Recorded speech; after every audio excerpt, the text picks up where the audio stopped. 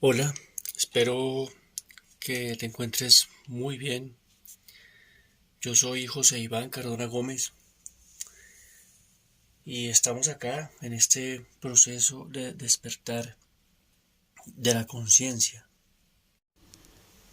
Y bueno, antes de empezar quiero dar un saludo muy caluroso, muy afectuoso, fraternal a las personas de México, mexicanos y mexicanas que siguen este canal, que son audiencia de este canal. Me siento honrado de que me sigan. Muy feliz de poder compartir con ustedes este material. Viendo las estadísticas del canal, pues la gran mayoría de las personas que acuden a este material son de México y pues me siento honrado. Lógicamente, saludos a mis compatriotas colombianos, España también aparece con un gran porcentaje, Argentina y Estados Unidos, ¿no? Un abrazo y mucho ánimo a todos esos hispanos que están buscando una oportunidad nueva, que están buscando salir adelante y progresar, eh, tomando ese riesgo tan grande que es ir a otro país, ¿no? Entonces, bueno, vamos a continuar con este proceso de despertar de la conciencia. Y en esta sesión, en este módulo, en este capítulo vamos a hablar de el sí mismo en grupo. El sí mismo en grupo. Bien, esto hace referencia a todas las actividades terapéuticas, psicoterapéuticas, que se hacen de manera grupal, ¿no? Eh, Se ha descubierto ya desde hace varias décadas que la terapia grupal es muy buena, que la terapia grupal tiene unos efectos muy poderosos. Eh, Casi siempre pues pensamos en la terapia individual. Cuando hablamos de psicología, en el imaginario, pocas veces pensamos en lo grupal. Sin embargo, pues se ha venido utilizando mucho en comunidad terapéutica, en clínica, y se ha visto que es muy poderoso y muy efectivo. Y lo primero que quisiera mencionar sobre este sí mismo en grupo es la fuerza actuante que tiene el grupo. Bien, es una fuerza actuante que tiene que ver también con la unidad de muchas personas, ¿no? Con la visión, la perspectiva de muchas personas. Es el conjunto de campos parciales que se interpenetran, ¿bien? Muchos campos parciales, cada uno de nosotros somos un campo parcial, un campo donde ocurren muchas cosas, un mundo, pero en el grupo nos interpenetramos, ¿bien? Psicológicamente hablando, nos interpenetramos, emocionalmente hablando, con nuestras perspectivas, nuestros pensamientos, nuestras emociones, etcétera. Y cada uno a un tiempo es organismo y entorno, ¿sí? Somos organismo, eh, pero al mismo tiempo somos el entorno del otro, de la otra persona. Somos un organismo y los otros son nuestro entorno, pero también nosotros somos el entorno de otros organismos. Esto es algo muy interesante, algo muy y que ayuda mucho, ¿no? Y por eso es tan potente la terapia grupal. El grupo, lógicamente, terapéutico, tiene una tarea determinada, si no es reunirse a hacer una tertulia o no, tiene una tarea determinada y es hacer consciente lo inconsciente, es trabajar sobre temas inconclusos, es generar ese ajuste creativo, tiene una tarea determinada y por lo tanto también tiene un encuadre determinado, el famoso encuadre en psicología, ¿no? Entonces, bueno, no sé, hay ciertas normas básicas, ciertas reglas, ciertos principios que el terapeuta o los terapeutas desde un principio pues manifiestan y todos los que quieran participar pues lo aceptan y lo aprueban y firman como esa especie de contrato psicológico, ¿no? Que el grupo terapéutico tiene una tarea determinada y unas reglas, un encuadre determinado. Y bueno, Esa tarea común requiere también, lógicamente, una metodología. Bien, una metodología, una serie de pasos, un objetivo, un para qué, un sentido. Bien, como les decía, eh, casi siempre puede haber más de un terapeuta, ¿no? Y esto hace que también sea pues más efectivo porque hay más observadores, más análisis, más interpretaciones, más sugerencias, más aportes, y esto hace que sea pues muy bueno para el participante. Y bueno, el grupo tiene algunas características, tiene que lo hacen especial, ¿no? El primero se podría decir que es el encuentro organismo-entorno, que ya lo habíamos hablado, cuando el organismo, que somos nosotros, nos encontramos con ese entorno.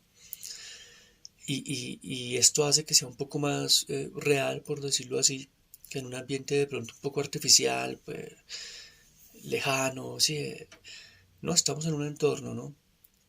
Más lo interesante que les comentaba de que nosotros somos el entorno de otros organismos. La siguiente característica es esa creación de un campo. Si entre todos generamos un campo nuevo, ¿sí? Decíamos que cada uno de nosotros somos un campo parcial y que en el grupo nos interpenetramos y cuando estamos allí creamos un campo nuevo. Esto es muy interesante, ¿no? ¿Cómo podemos crear un campo nuevo eh, en este grupo terapéutico? Y tercero, pues la referencia al famoso encuadre, ¿no? Es un encuadre donde se busca llegar a algo significativo, existencialmente hablando, emocionalmente hablando. También, como otro punto importante de la terapia grupal, se encuentra como el grupo tiene un fondo, ¿no? O el grupo mismo se vuelve un fondo, donde pasan cosas. Hay que estar analizando continuamente qué pasa con el grupo, cómo se siente el grupo, cómo está actuando el grupo, qué cosas está diciendo el grupo. Es decir, toca estar allí como pendiente de esto y el grupo también maneja una emocionalidad grupal. Y lo mismo, pues toca estar muy pendiente de qué ocurre con esa emoción grupal y para poderlo interpretar, analizar, expresar, hacerlo evidente, conversar sobre eso, eh, porque el grupo pues finalmente tiene una multiplicidad de afectos, ¿bien? Que lo hace muy interesante. No todos somos iguales, todos tenemos una manera distinta de sentir, de percibir las cosas, de manejar nuestras emociones, nuestros afectos. Entonces, esa multiplicidad de afectos hace que sea muy interesante. Hay una multiplicidad de interacciones, porque no todos nos relacionamos igual, no todos reaccionamos igual frente a las situaciones que ocurren en el grupo. También tiene una multiplicidad de experiencias. En un grupo pasan muchas cosas interesantes. Y bueno, toda esta multiplicidad de afectos, de interacciones, de experiencias, nos permiten que emerjan estos elementos que están en el fondo de la conciencia, ¿sí? Esas cosas que no son que no podemos diferenciar, que están indiferenciadas, que están confusas, no tienen forma, ¿no? Eh, que de pronto están ahí eh, sin masticar, ¿no? Asimiladas como a la fuerza, ¿no? Sin masticar, sin desestructurar. Y aquí pues nos acordamos de un texto muy famoso y muy importante de la psicología que es de Fritz Perls llamado, llamado Yo, hambre y agresión. Sí, entonces tengo un listado de este libro eh, en este canal que tiene el mismo nombre mío, José Iván Cardona Gómez, eh, que habla de eso, de este libro Yo, hambre y agresión. Los invito también a que en algún momento lo vean, porque es muy interesante, ¿no? Como a veces es como si comiéramos sin masticar, como si comiéramos sin digerir bien las cosas y tenemos que darnos el tiempo a veces de desestructurar esas cosas, de masticarlas. Y eso requiere cierta agresión, una agresión que es buena, no toda agresión es mala, una agresión que nos permite desintegrar las cosas para entenderlas, para comprenderlas y para asimilarlas. Eh, y bueno, estos afectos en el grupo resuenan, resuenan en puntos comunes. Cuando una persona habla, no sé, de sus finanzas, y de pronto yo resueno con eso, yo digo, hombre, me ha pasado lo mismo o me está pasando lo mismo, es decir, resonamos, bueno, tantas cosas existenciales que nos ocurren, ¿no? La muerte de un familiar, una infancia difícil, etcétera. Y resonamos, y esto hace que sea muy poderoso, que sea muy bonito también este momento de encuentro. No podemos prescindir del otro para sobrevivir y crecer. Yo creo que ese es un error de muchos autores motivacionales, de muchos gente que habla de liderazgo y todo esto. A veces caen en el error de decirle a la gente, tú puedes solo, tú no necesitas de nadie, tú prácticamente eres como una sí, como una planta que vives de fotosíntesis, no, tú mismo procesas tu propio alimento y no necesitas de nadie. Y eso, pues es falso. Somos seres sociales, venimos de otro ser humano que son nuestros padres. No estaríamos acá si no fuera por otros seres humanos. Porque el ser humano en sus primeros años de vida es supremamente frágil. Y bueno, lógicamente hacer la claridad de que una cosa es esto, no prescindir del otro para sobrevivir y para crecer. Y otra cosa es la dependencia, sí, emocional y todo esto, el apego exagerado, que es otra cosa ya distinta, ¿no? Y bueno, recordar que esto de todas formas no es fácil, ¿no? No podemos prescindir del otro, pero ese paso por el otro puede ser una fuente de dolor, una fuente de incomodidad, porque las relaciones son difíciles, de amistad, de pareja, familiares, de trabajo. Bueno, las relaciones son difíciles y ese paso puede ser doloroso, pero también es una fuente de crecimiento y una fuente de cooperación muy interesante. Y en estas terapias grupales, encuentros terapéuticos de crecimiento, con frecuencia se ve el famoso fenómeno del chivo expiatorio, ¿no? Como el grupo a veces enfoca su ira, su rabia, su tristeza, su frustración en un individuo, en una persona, y buscan, pues diciéndolo en palabras coloquiales, desquitarse con ese individuo, ¿sí? Y buscar que pague, ¿no? Que pague por nuestras culpas, por algo que en realidad está pasando en el grupo. Y todos estos fenómenos son muy interesantes analizarlos en grupo, porque son cosas que pueden haber ocurrido en otros grupos, de trabajo, de estudio, en la familia, y que lógicamente no es sano. Bien, es bueno hacer consciente esto, que, que, que no es bueno este fenómeno de chivo expiatorio. Y en la sociedad pasa todo el tiempo, ¿no? Hay cosas que son sociales y buscamos un chivo expiatorio con el cual desquitarnos y sacar toda nuestra agresión, sacar toda nuestra, sí, nuestra rabia, nuestra frustración. Pero pues es evidente que un solo individuo, una sola persona no maneja toda una sociedad, todo un país, por ejemplo.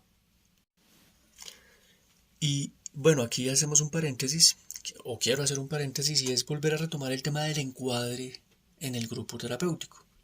Sí, hay ciertas reglas básicas, por ejemplo, como que no puede haber sexo entre los miembros del grupo, pues porque vamos al grupo es a crecer y a encontrar cosas, no a buscar pareja, no es un grupo de solos y solas. Eh, entonces no sexo en el grupo. Lógicamente no agresiones físicas, no agresiones físicas. Inclusive se puede permitir ciertas agresiones verbales que nos permiten descubrir cosas, pero físicas pues obviamente no.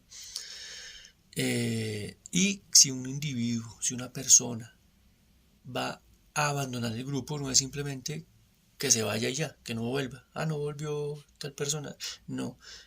Eh, lo ideal es que la persona se despida del grupo, diga no voy a volver y ojalá diga por qué no quiere volver.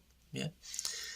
Sería como lo ideal, es un acto como de compromiso, de respeto con sus colegas, con sus compañeros y de cerrar ciclos, porque también de eso se trata esta terapia, ¿no? De cerrar ciclos. Y en la terapia grupal, lógicamente se trabaja mucho el tema de la personalidad, ¿sí? La persona. Recordemos que la personalidad pues es un rol que asumimos social y pues donde evidentemente lo asumimos en un ejercicio grupal, ¿sí? Donde tenemos, como ya lo dijimos, diferentes interacciones con diferentes personas y allí podemos hacer una radiografía de nuestra personalidad. La personalidad básicamente es una hipótesis de lo que creemos que somos, ¿no? Una hipótesis de lo que somos. Entonces, yo creo que soy valiente y entonces si soy valiente los valientes actuamos así, o creo que soy inteligente y entonces mi hipótesis es que los inteligentes actuamos de tal manera, etcétera. ¿Sí? Y aquí entra nuevamente el tema de las asimilaciones, de las introyecciones, de esas cosas que a veces no masticamos. De pronto desde pequeños nos dijeron tú eres espiritual, un ejemplo. Ah, no, yo soy espiritual y mi hipótesis espiritual es que ser espiritual es, no sé, hablar pasito, eh, no sé, no tener pretensiones financieras, por ejemplo. Eh, Son hipótesis, ¿no? Y esta personalidad es neurótica, es evidentemente neurótica cuando tenemos esa hipótesis y esos conceptos sobre nosotros mismos totalmente erróneos, totalmente equivocados. ¿Sí? Creo que no valgo nada cuando obviamente sí valgo, o creo que valgo mucho, que sí, megalomanía, que soy un líder mundial cuando pues no lo soy.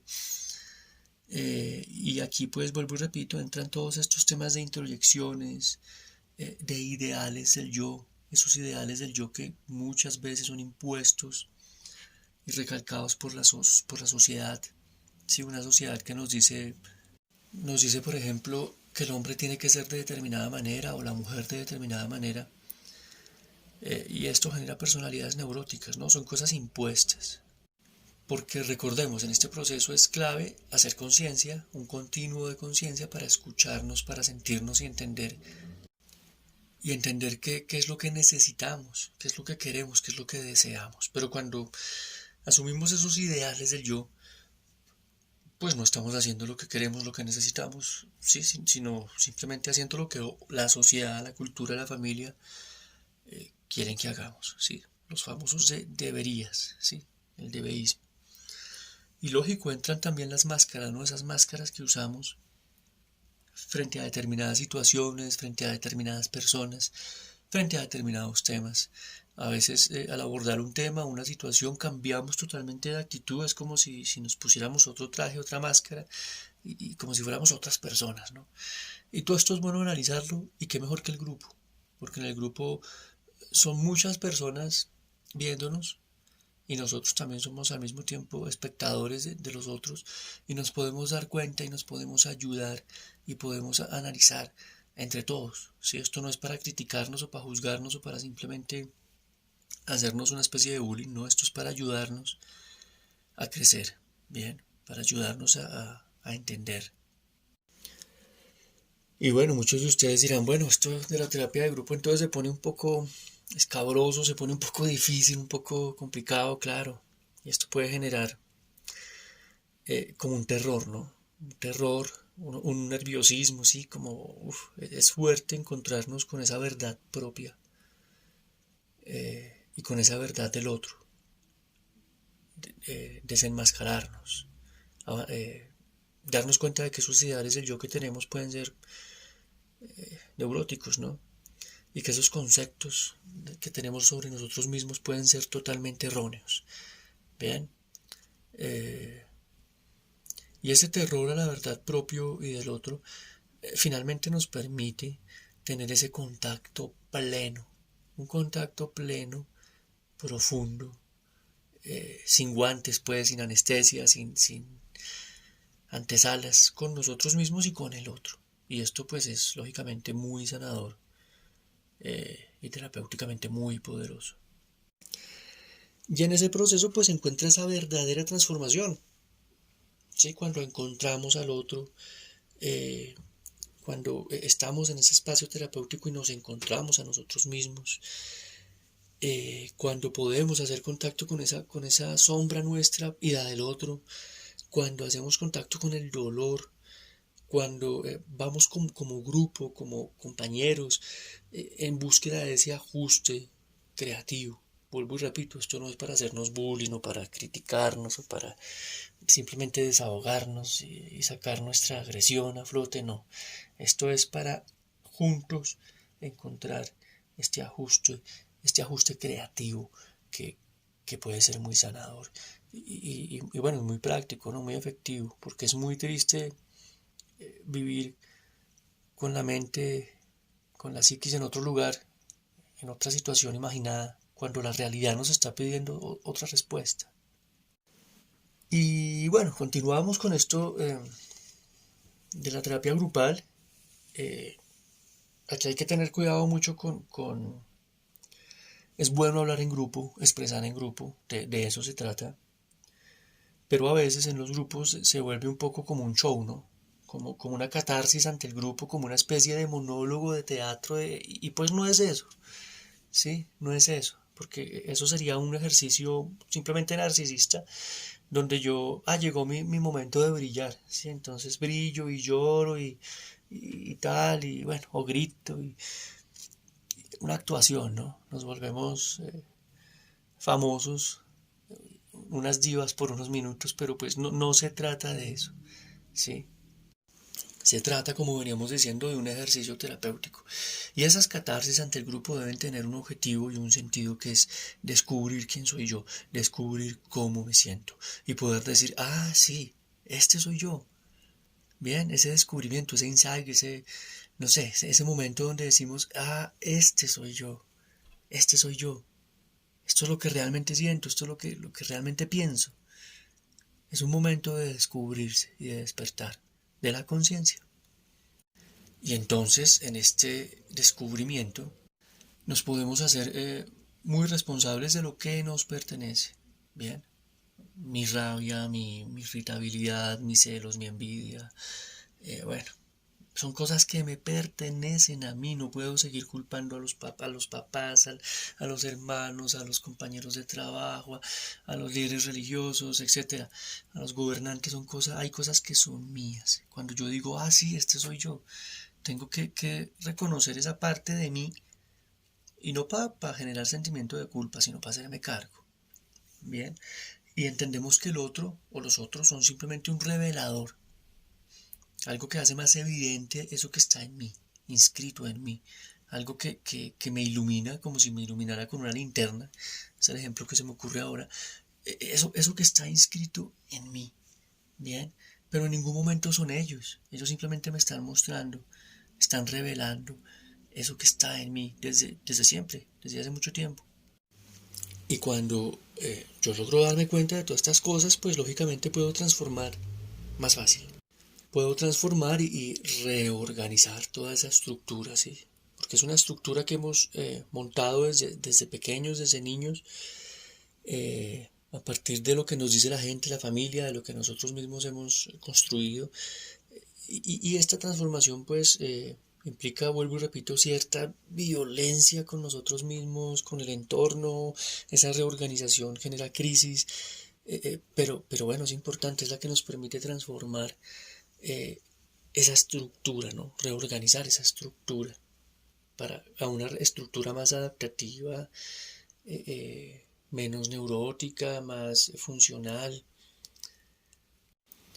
porque finalmente, cuando estamos en grupo, ponemos en duda esa sensación de equilibrio que constituye la forma neurótica, ¿no? La forma neurótica finalmente lo que hace es generar una falsa sensación de estar bien, ¿sí? Una falsa sensación de que todo está bien o de que yo tengo control.